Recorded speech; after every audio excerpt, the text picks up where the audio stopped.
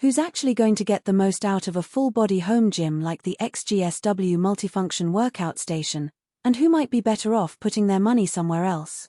If you're wondering whether it's a smart spend for a typical household that just wants a reliable place to do a few sets of pull-ups, rows, and leg presses, you're not alone. Link is in the description if you want to check the product details on Amazon. Let's walk through the practical side of living with this piece of equipment, because buying a gym that looks good on paper but ends up being a space-eating nightmare is a risk no one wants to take. First off, the station is marketed as an all-in-one solution. That claim actually means something concrete. The frame houses a pulley system, an arm trainer, and a leg trainer, all anchored to a single piece of commercial-grade steel. For anyone who has tried to cobble together a home gym from a rack, a separate cable machine, and a leg press, the biggest pain point is the amount of floor space you need and the number of bolts you end up drilling into walls and floors. With the XGSW, you get a single footprint that, once assembled, replaces 3 separate pieces. The 154-pound counterweight is built into the pulley system, which means you can do supersets, say, a set of lat pull-downs followed immediately by a set of bicep curls without having to readjust plates or change cables. In real life that translates to a tighter workout flow, especially for people who are juggling a 9-to-5 job and only have 3,045 minutes to spare. Now, let's talk installation. The company includes a step-by-step manual and ships the unit in a sturdy cardboard box with foam padding, so the parts arrive intact.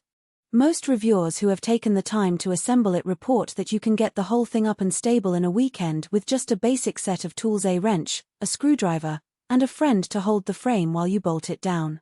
The biggest hidden trade-off is the ceiling height requirement for the pulley.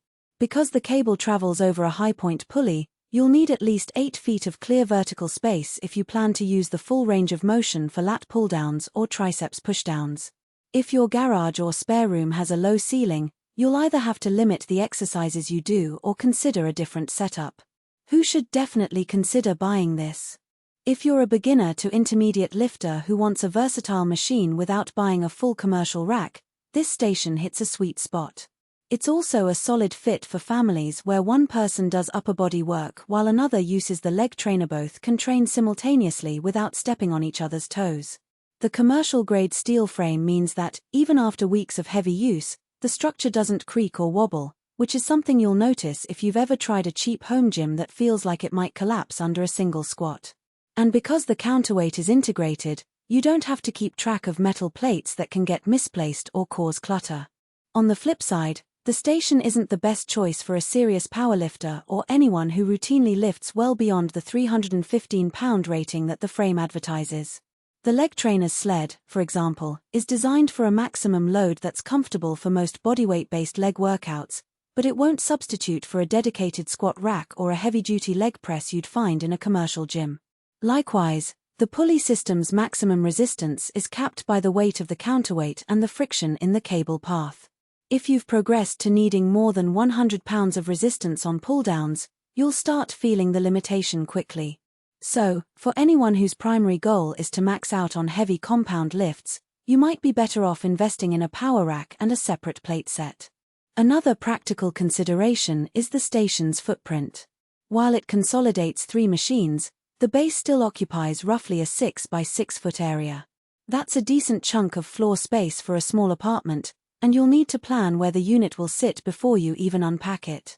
Some owners have noted that the legs of the frame can catch on tight corners, so you'll want a clear, rectangular zone to avoid scraping walls.